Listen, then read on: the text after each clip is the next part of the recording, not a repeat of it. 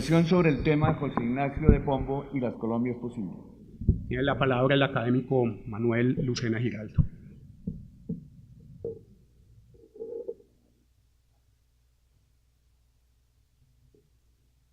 Señores miembros de la mesa directiva, querido embajador de España en Colombia, Nicolás Martín Cinto, querido presidente, académicos de número y correspondientes, señores invitados, muy en especial mis amigos de la familia Pombo y especialmente doña María Clara Pombo. Quiero empezar, por supuesto, agradeciéndoles el inmerecido honor que tengo esta tarde de incorporarme como académico correspondiente extranjero a esta institución que, como bien ha mencionado mi presidente y amigo, forma parte de los recuerdos y del presente de nuestras vidas desde siempre. Y en ese sentido quisiera dedicar este acto a las dos mujeres más importantes que ha habido en mi vida, a mi madre Inés Giraldo Gómez y a mi esposa María Fernández del Pino. El 13 de enero de 1750, España y Portugal firmaron el Tratado de Madrid, cuya concreción pragmática fue este mapa conocido como el mapa de las Cortes en la historia de la cartografía que ustedes pueden ver en la imagen. Contrariamente a lo que se suele pretender en una historiografía, en mi opinión, quizá poco renovada, este mapa del Tratado de Madrid de 1750 es el que marca el verdadero comienzo del tiempo de las reformas borbónicas. Ver este grupo de señores, de marinos, de ingenieros militares, de botánicos, de sacerdotes, por supuesto también de personal de tropa y de marinería común y corriente, la representación de la España de 1754 y también de la América Española de 1754. En esa fragata, la Inmaculada Concepción, que llega al oriente de Venezuela y que se ocupa nada menos que de trazar la frontera actual entre Venezuela, Colombia y Brasil, y entre otros enorme cantidad de tareas, me parece a mí que justifica de manera más que sobrada esta idea de que las reformas borbónicas comienzan por lo menos 13 años antes de lo que nos suelen contar de manera habitual los manuales universitarios y los libros de historia en general. Porque, por supuesto, no es una casualidad que muy poco después, justo en el momento en el que esta expedición de límites del Orinoco, implementada repito, en la frontera entre Venezuela, Colombia y Brasil, entonces fuera a terminar, un médico gaditano, arbitrista, sabio y deseoso de hacer cosas nuevas, cruzaba el Atlántico como médico del que iba a ser el siguiente virrey de Nueva Granada, Pedro Mesía de la Cerda. Por supuesto, sería completamente pretencioso por mi parte pretender decir nada nuevo sobre Mutis, pero quizás tenga su punto de interés recordar que ese joven Mutis, ese médico que tenía ganas de hacer cosas, dejó una carpeta de dibujos personales de la década de 1760 que ha sido descubierta hace relativamente poco. Dentro de esos dibujos que José Celestino Mutis guardó para sí, nunca los dio a conocer hasta que hace unos 20 años se descubrieron en el Real Jardín Botánico de Madrid, figuran una serie de estampas entre las cuales está este rey que piensa. Mutis se ve a sí mismo como alguien capaz de observar al monarca Carlos III y, nada menos, hay que tener atrevimiento, Mutis lo tuvo sobradamente, decirle al rey qué es lo que tiene que hacer. Por supuesto, con un sentido figurado, escondido, sutil, en torno a lo que él pensaba que había que reformar en España y sus Indias en ese momento. Recordando, por supuesto, viejas tradiciones barrocas y de la política del siglo XVII que, repito, menos evidentes son todo aquello que podamos imaginar. La figura de Mutis, sacralizada en la mitología republicana colombiana, o en nuestros billetes de 2.000 pesetas hace no demasiado tiempo. Me parece que permite entender un componente sustancial, fundamental, de continuidad entre el tiempo colonial de Colombia y el tiempo republicano. Tiene que ver, por supuesto, con el estatuto de la sabiduría, de la ciencia y del conocimiento, porque Mutis es como una flecha que cruza el tiempo de los acontecimientos heroicos y los cambios de régimen y nos une con ese rey que piensa cómo conseguir la mejora de la comunidad política. 4 años después de este mapa espléndido que nos indica la potencia enorme del Imperio Español en América, de la América Española en 1779, muy poquito después de este mapa, un joven natural de Popayán, José Ignacio de Pombo, se estableció en Cartagena.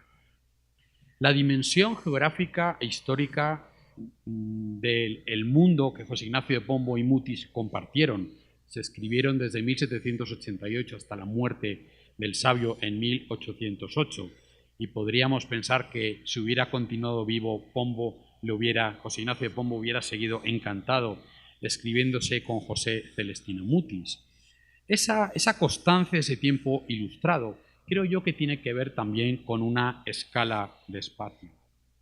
No es un dato anecdótico que el 54% del territorio de los actuales Estados Unidos formara parte del Imperio Español en 1800. O que, por supuesto, estemos hablando de la primera estructura política que tuvo un carácter verdaderamente global, desde la época de Felipe II. La primera globalización es una globalización articulada alrededor de esa experiencia imperial hispano-portuguesa, hispánica y española en último término. Ese es el mundo en el cual emerge como una figura que tiene unas características muy determinadas, ese espléndido personaje del cual quiero hablarles esta tarde, que es José Ignacio de Pombo. Nace en Popayán en 1761 y después de estudiar Filosofía y Derecho en el Colegio del Rosario en Bogotá, o al menos eso dijo, si los archivos no lo pudieran confirmar, se estableció como comerciante en Cartagena hacia 1784. Parece casi natural ir a vivir a Cartagena para tener fortuna en la vida y en el comercio. Por otro lado, José Ignacio de Pombo tenía unos orígenes sociales muy determinados, que recuerdan mucho una categoría historiográfica de mi querido maestro Francisco de Solano, que fue quien la diseñó, la de la meritocracia de la nobleza. Eso que nuestras madres nos designaban como ser pobre pero de buena familia, de alguna manera recuerda bien esta idea de la meritocracia de la nobleza. Porque José Ignacio de Pombo era hijo de Esteban de Pombo y López, natural de La Coruña, que llegó a Cartagena como tantos militares españoles como teniente de rey, un cargo medio, no un hombre desde luego de fortuna. Lo que sí hizo Esteban de Pombo y López fue casarse muy bien, con la criolla Tomasa de Ante y Valencia, hermana del conde de Casa Valencia, un linaje de finales del siglo XVII, conocido aquí en Colombia sobre todo por una figura enigmática y apasionante, la de Pedro Felipe Valencia, un madrileño que a los 37 años de edad llegó a América por primera vez, literalmente descubrió un horizonte de cambio político revolucionario, se hizo afrancesado, se hizo liberal, se apuntó a todas las causas perdidas y acabó acompañando nada menos que a Camilo Torres en el cadalso en 1816.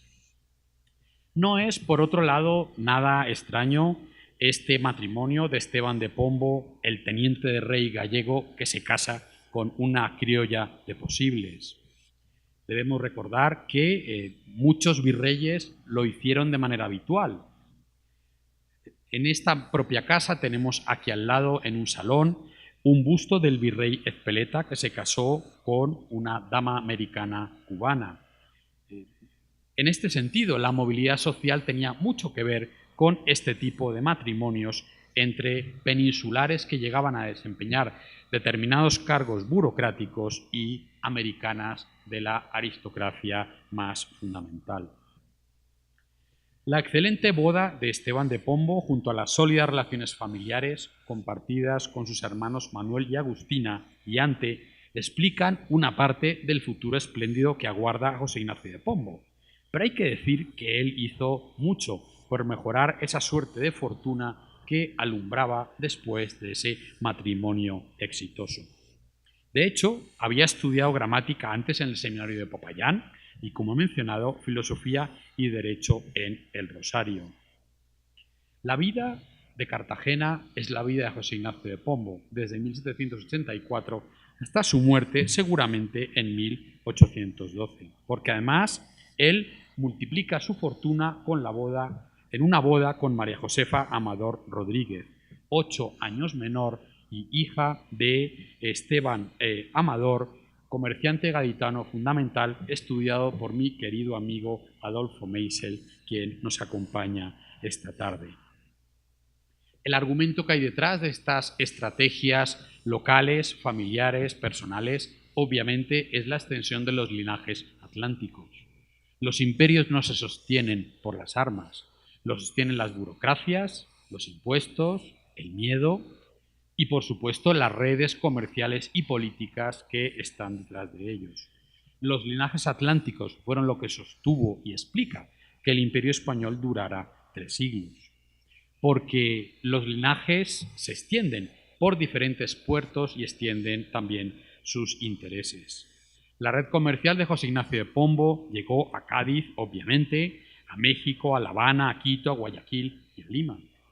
Y ambos tuvieron 6 hijos, cuyo destino, por supuesto, desde los tiempos de las repúblicas de Venecia o Génova estaba marcado. Los hijos tenían que ser los factores que iban a facilitar la labor de las casas de comercio en los diferentes lugares del mundo.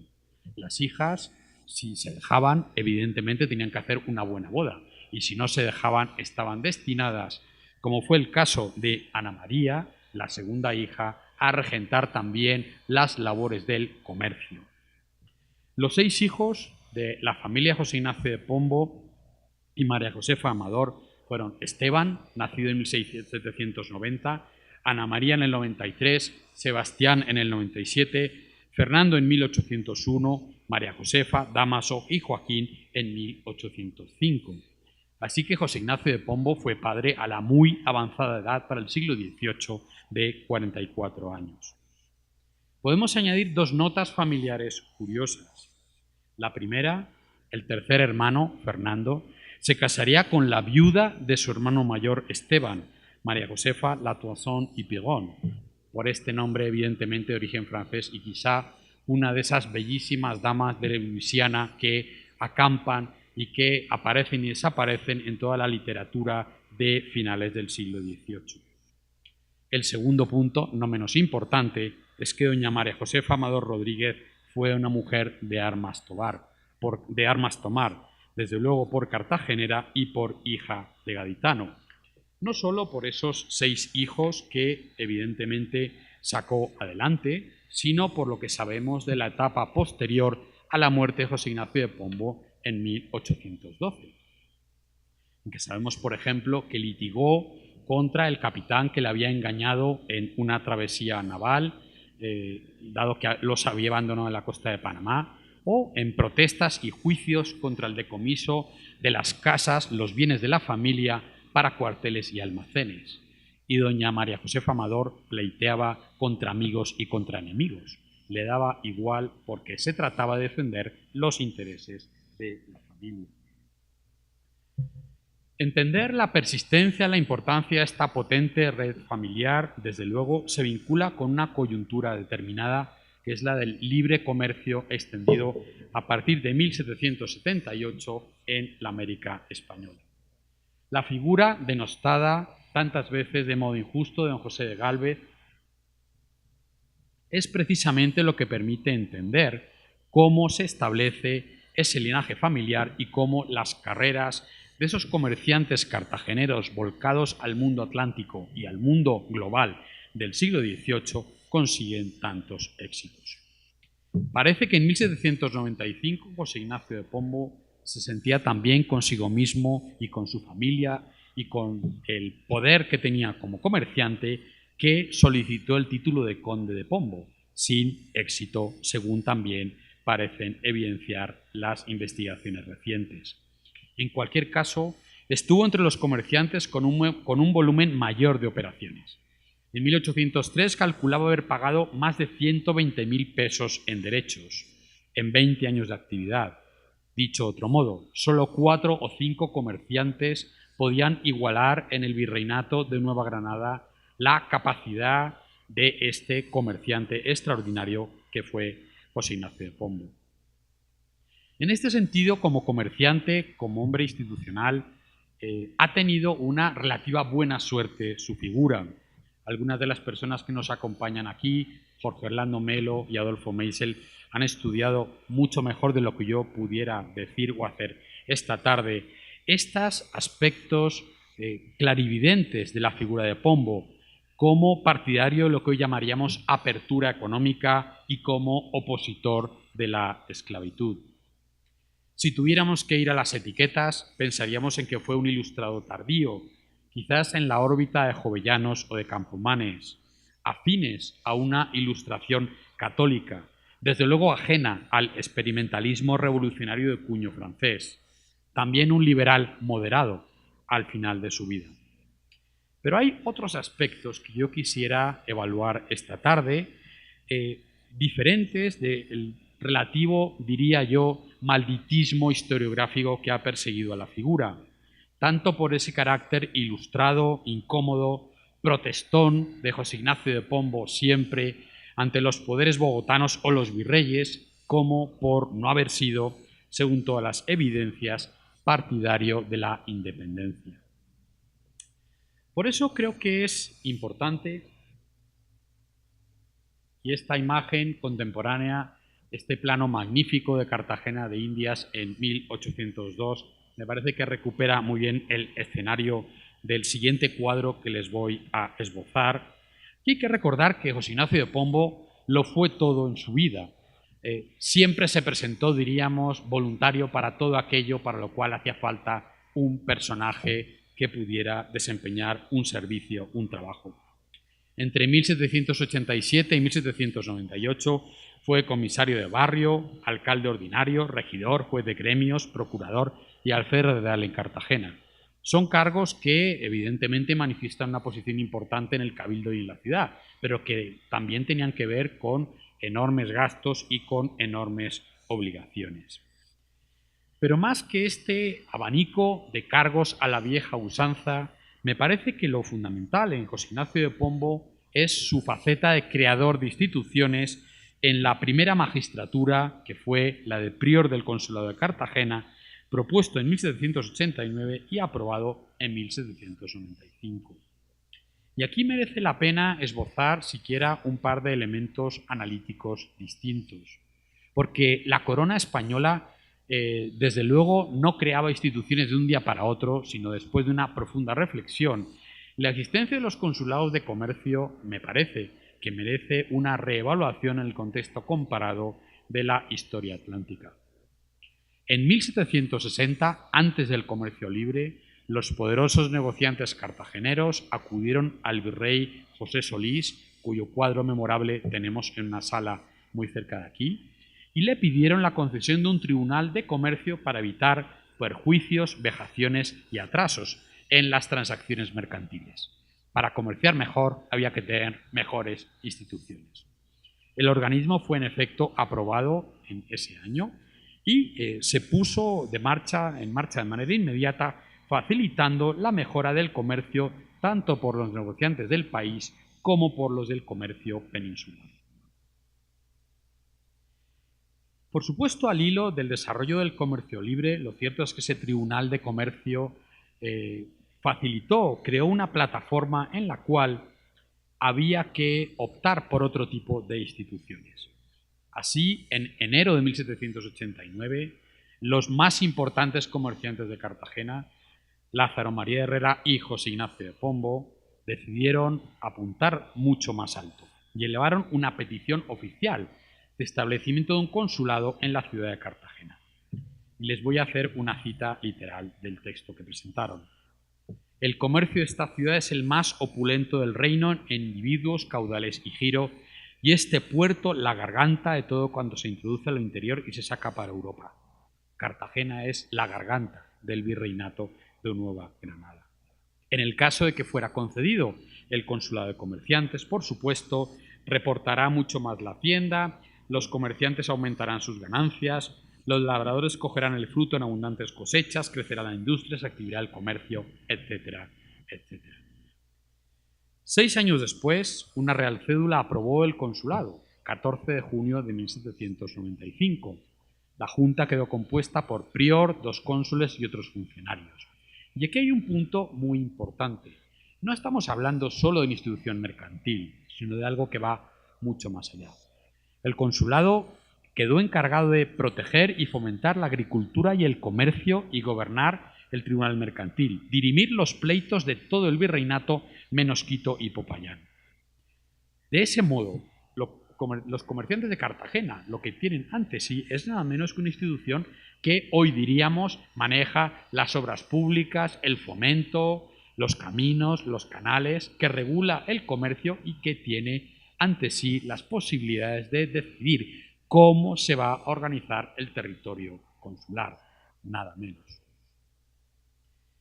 Por supuesto, hay una cierta ambigüedad tecnocrática en que la corona española ceda y establezca este consulado en un lugar tan importante como Cartagena. Pero eso tiene que ver con un problema, en mi opinión, muy importante. Cómo las reformas borbónicas están realmente en su último momento, alrededor de 1790-95, y lo que se está reconstruyendo en el contexto del establecimiento de los nuevos consulados en muchos puertos americanos es una negociación política a la Austria. Hay una recuperación de la lealtad, tal y como ocurría en los siglos XVI y XVII. Hay una reforma de las reformas, o como diría mi queridísimo maestro John Eliot, a finales del siglo XVIII las reformas coloniales produjeron en el Imperio Británico la independencia de Estados Unidos, mientras que en el Imperio Español produjeron, tras ciertos episodios de los comuneros, por ejemplo, en la década de los 80, la reconstrucción del imperio y el camino definitivo expedito hacia la formación de una nación atlántica española en ambos hemisferios. Los consulados forman parte, por lo tanto, en mi opinión, de este esfuerzo de readecuación de las reformas y de acomodo de la economía atlántica para salir de las graves tormentas que la habían acechado luego de la Paz de París de 1783 y todo aquello que había continuado. Por supuesto que una figura como José Ignacio de Pombo esté detrás de este estatuto del consulado y de todo lo que hay detrás en cuanto a organizar la vida política, económica y las obras públicas del Virreinato de la Nueva Granada me parece absolutamente fundamental. Obra pública y acción consular van a seguir unidas durante las siguientes 2 décadas de vida, tanto del consulado como de José Ignacio de Pombo. Y en ese sentido, el debate de la economía política y de la moralidad pública creo yo que abre el siguiente escenario de la vida de José Ignacio de Pombo. No tenemos tiempo de repasar específicamente algunas de las cuestiones importantes, pero si quiero apuntarlas me parece relevante. José Ignacio de Pombo fue accionista de la Compañía de Minas de Almaguer, una de las primeras sociedades anónimas de Colombia, o por lo menos debió estar entre ellas. También hay informes furibundos, utilizo este término con toda la conciencia, en distintos momentos que elabora 1804, 1806, 1810 sobre la economía del virreinato. Yo creo que aquí lo relevante es que José Ignacio de Pombo, a diferencia de otros, estos son mis principios, pero si no le gustan tengo otros a su disposición, tiene una constancia en la manera como él encara los problemas políticos y económicos que afronta. Para José Ignacio de Pombo, los nacientes Estados Unidos son un modelo económico y político. Sus relaciones con Jamaica son muy importantes, lo mantienen muy al día sobre aquello que es peligroso y aquello que es favorable. Evidentemente, lo que es peligroso es la demagogia populista de la Ilustración francesa, el aventurerismo revolucionario que ha llevado a la terrible revolución de Haití, o, obviamente, el despotismo napoleónico con su indiscutible componente de brutal dictadura militar. Ahí José Ignacio de Pombo lo tiene absolutamente claro. Hay un trasfondo, obviamente, intelectual detrás de estas ideas. Hay una influencia de Adam Smith, el comercio como vehículo de paz y de civilización, o de Edmund Burke. Solo la moderación conduce a las sociedades a cambios que valgan la pena, pues la moderación respeta la sabiduría de las tradiciones y las fortalece, alejándolas de la violencia revolucionaria y criminal. Hay, obviamente, una manera de tipificar este tipo de pensamiento que emerge con dificultad en la historiografía reciente. Estamos ante una ilustración hispana, católica, mediterránea, menos esencialista, menos fundada en ideas abstractas, muy ecléctica, muy urgida por la necesidad de hacer cosas. Hacer cosas. Eso es aquello que, creo yo, fundamenta esa desconexión entre teoría y práctica que la trayectoria vital de José Ignacio de Pombo manifiesta, y cómo las Colombias posibles que él va diseñando, concibiendo, barruntando, tienen que ver con esa necesidad de hacer cosas. El informe de 1804, por ejemplo, en asuntos de comercio, defiende la aplicación de principios liberales incluso en tiempos de paz, reformas a la educación y otras medidas sociales, eliminación del comercio de esclavos y extinción de la esclavitud, supresión del tributo indígena, distribución de las tierras en propiedad de los indios y defensa de lo que él llama una mezcla gradual de todas las razas del país. Esta frase es clarividente, para que no haya más que una clase de ciudadanos en el orden común. De ahí a la idea de la Revolución Mexicana del siglo XX, del mestizaje cósmico, me parece que hay una curiosa continuidad. Más allá de 1804, el informe del 7, dirigido a la Junta del Consulado, pide ayuda para hacer un análisis más a fondo de los estancos de aguardiente y del tabaco y propone mejorar la agricultura. De nuevo, el modelo es Estados Unidos, donde no hay estancos, no hay alcabalas, no hay diezmos, ni derecho alguno a impuestos sobre la agricultura. No se pagan tantos impuestos, o no se pagan impuestos más que de manera marginal. Pero, sin embargo, señala él, los ingresos fiscales resultan más elevados que en la América española. Para luchar contra el contrabando hay que bajar los impuestos. Es algo tan sencillo como esto lo que él viene a plantear ahí. Finalmente, en el informe 1810, en nombre del Consulado y para la Junta de Cartagena, tenemos el diseño más acabado de una economía política para el virreinato. ¿Qué hace falta en la Nueva Granada? Educación, escuelas para todos, medicina, dibujo, matemáticas, tener mapas de las provincias, caminos, crear organizaciones privadas de promoción como las sociedades de amigos del país, eso que llamamos hoy pomposamente promover la sociedad civil, tener buenas imprentas, publicar un periódico político económico, esto a mis admirados Pombo desde luego les resonará, concentrarse en la eliminación y la reducción de impuestos y trabajar sencillamente porque las riquezas de la naturaleza se pongan al servicio del bien público. Hasta ahí podríamos pensar que hay un cuadro más o menos consolidado de la figura de José Ignacio de Pombo y la Ilustración neogranadina. Pero la historiografía reciente, creo yo, ha iluminado una serie de aspectos de complejidad que merece la pena recuperar en estos últimos minutos de mi intervención esta tarde. Esa imagen canónica, creo yo, de José Celestino Mutis alumbra muy bien esa complejísima ecuación, esa cuadratura del círculo entre política, ciencia e ilustración que Mutis representa ahí también. Porque ese componente operativo y pragmático es el que permite recuperar aspectos desconocidos de la figura de José Ignacio de Pombo. Y creo yo, propondría, conducirlo hacia una normalización que lo reinterprete dentro de esta historiografía renovada del mundo atlántico, fuera de las determinaciones estrictas de una historia nacional de épocas pasadas. Existen diferentes aspectos que contemplar en ese sentido, en esa transición entre ilustración y liberalismo, intentando ver a Pombo como una figura componente, determinante de los linajes atlánticos y de una perspectiva global. En primer lugar, es relativamente poco conocido que en 1803 propuso traer la vacuna de la viruela a la Nueva Granada.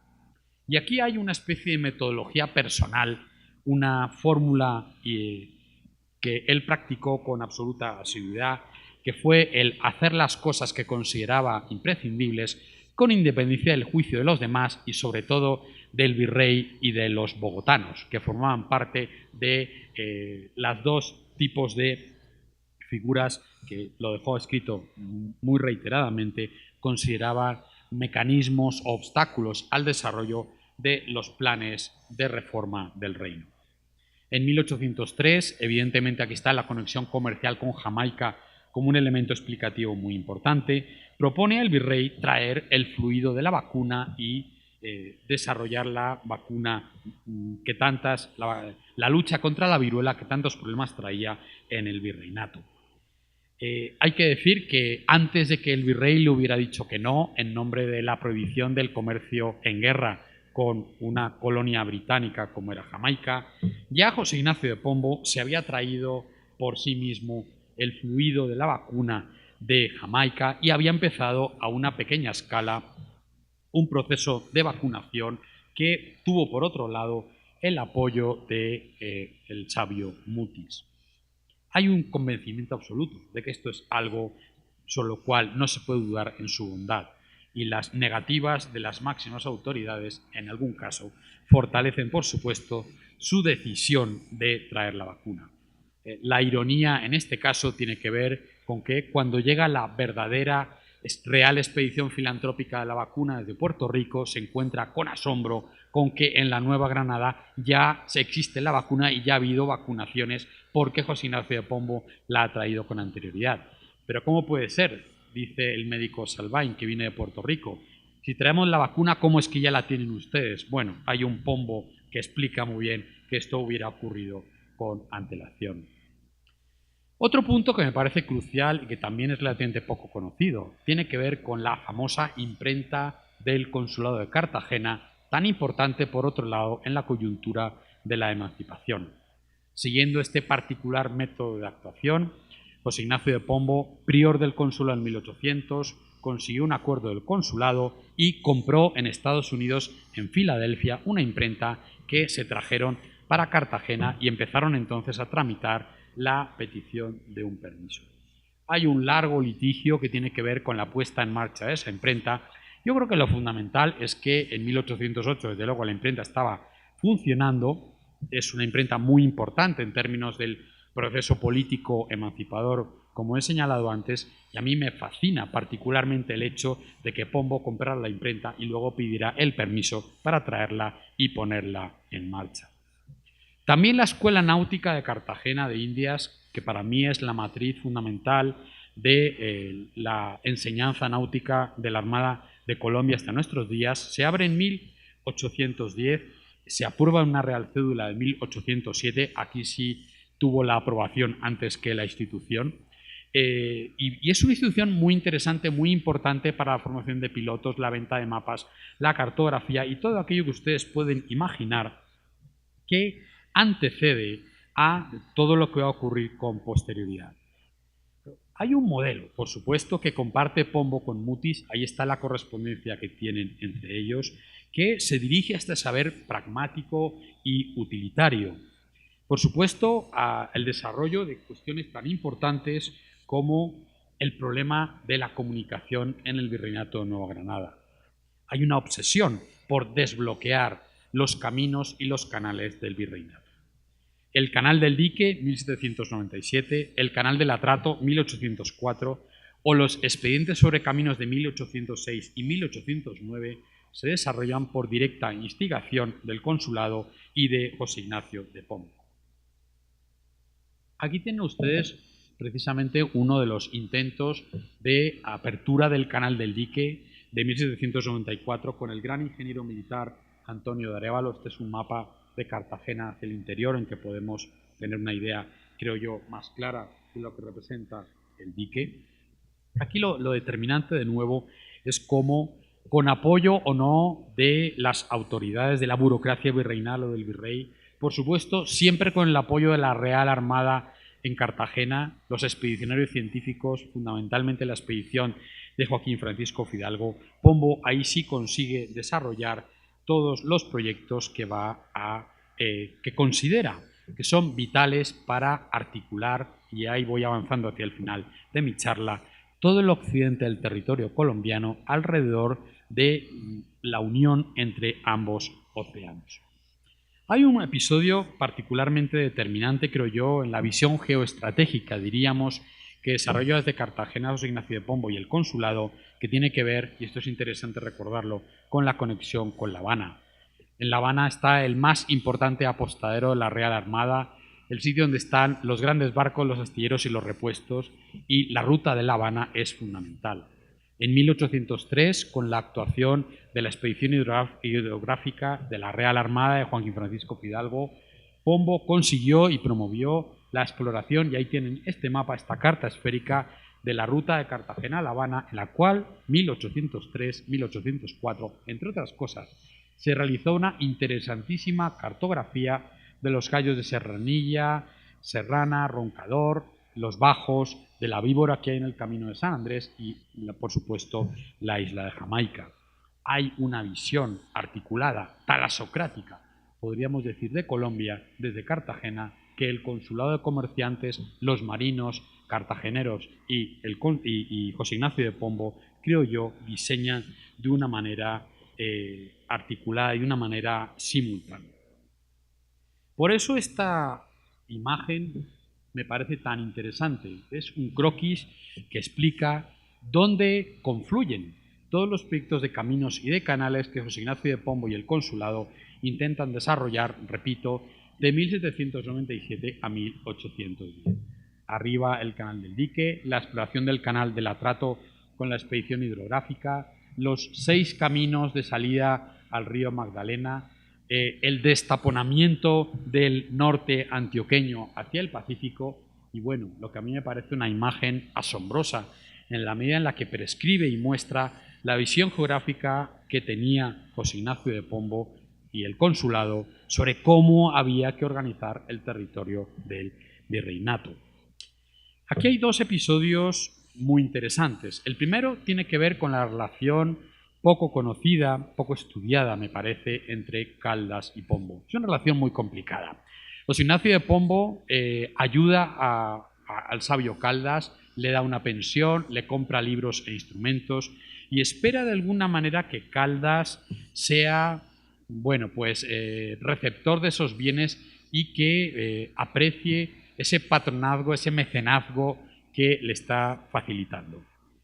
Hay que decir que Caldas se revuelve contra este mecenazgo, se revuelve contra esa relación paterno-filial y hace una jugada a José Ignacio de Pombo, la cual lo deja en muy mal lugar. En una junta del consulado en 1806, Pombo consigue que su favorito Caldas sea encargado de hacer el estudio de los 6 caminos de salida al Magdalena. Cuando a Caldas le dicen, mire, el consulado lo ha designado para hacer estos estudios, Caldas literalmente dice que él no está para perder el tiempo, que él se quiere dedicar a la ciencia teórica, que cómo se atreven a decir que aquello a lo cual él se dedica son, cito a Caldas, trabajos largos, costosos y aún inútiles. ¿Cómo se atreven a decir que un herbario, diseños, acopios de semilla son comparables a esos estudios de caminos y de canales? Yo soy un científico puro. Podríamos decir que es algo que está detrás del argumento de Caldas. Y lo vuelvo a citar literalmente en 1808, cuando Caldas dice que no a la petición de un obispo. El obispo, con la mejor intención, le pide confeccionar una carta y él dice que no, porque le han tachado de fanático y demente, comillas, porque no me dedicaba a sembrar y a mercader, y él dice que va a hacer lo que le parezca. Por supuesto, José Ignacio de Pombo agarra un enfado monumental porque ante el consulado queda en absoluta evidencia, y quizá el triste final de este episodio tiene que ver con que el desarrollo de los estudios de caminos no se llega a poner en marcha. Aunque hay que decir que hay muchos éxitos también aquí. La exploración del Atrato, o la apertura del Canal del Dique, cuyas obras en 1810, desde luego, están en marcha. Quiero finalizar, por supuesto es inevitable, con una mención a los tiempos convulsos. En 1809, un año después de la invasión francesa napoleónica de la metrópoli española, de la España europea, que era como se llamaba entonces, José Ignacio de Pombo fue elegido como candidato de Popayán para representar al reino en la Junta Central, aunque el cargo finalmente va a ser Antonio de Narváez quien lo consiga. José Ignacio de Pombo participó en el mayor proceso de democratización política, como mi querido y admirado Eduardo Posada Carbó lo ha llamado reiteradas veces, que se pone en marcha con el horizonte de la Constitución de Cádiz de 1812 allí detrás. En junio de 1810 fue nombrado en la Junta Suprema Provisional que reemplazó al triunvirato del que formó parte Narváez. Fue un actor político de primer nivel en estos momentos. Quizá lo que es determinante de Pombo, y esto es interesante lo que pueda explicar de su suerte posterior, es que se opuso a la supremacía de Santa Fe, que en su opinión solo podía venir de un acuerdo de todas las provincias, las cuales debían reunirse más bien, dice José Ignacio de Pombo, en Medellín, donde, lo cito literalmente, había más religión y menos demagogia que en Bogotá, frase que mis queridos amigos antioqueños seguro que agradecerán. En diciembre de 1810 aparece firmando el reconocimiento de las Cortes Españolas como miembro de la Junta Suprema de Cartagena. Por supuesto, Medellín está en el centro de esa visión atlántica, pacífica, de caminos y de canales que de alguna manera bascula la percepción del territorio hacia el occidente del virreinato y articula muy bien la experiencia de Pombo visionaria con lo que han sido los últimos 30 años de desarrollo de la sociedad, la economía y la política del virreinato. Sabemos también que José Ignacio de Pombo fue colaborador del gran periódico político del momento, el Argos americano, y sin duda tuvo que ver con la autorización del comercio libre dada por Cartagena en febrero de 1811. Es lo que él ha estado pidiendo durante los últimos 20 años. Al fin se consigue ese comercio libre. En marzo del 11 fue elegido diputado suplente, pero no está entre los firmantes de la Declaración de Independencia del 11 de noviembre, quizá por razones de salud o porque, si aceptamos la versión de la bagatela, porque pertenecía al llamado grupo aristocrático de Cartagena que no estaba de acuerdo con la Declaración de Independencia. Declaración de Independencia que en cualquier caso hay que ver en términos relativos y absolutos. Antonio Nariño comenta en 1812, y lo cito literalmente, que García Toledo y Pombo quedarán sin esperanzas de restablecerse en la opinión de las gentes y enteramente por tierra. Fue elegido, en todo caso, para la convención que adoptó la Constitución de Cartagena en 1812 y parece que tuvo alguna participación ya desde su lecho de enfermo en el proceso inicial. García de Toledo dice que revisó el proyecto y, según la bagatela, habría escrito incluso algún borrador de Constitución. Sus biógrafos afirman que murió el 16 de febrero de 1812. A tiempo, por tanto, de ver que el mundo que tan ardientemente había querido transformar se entregaba a un cataclismo.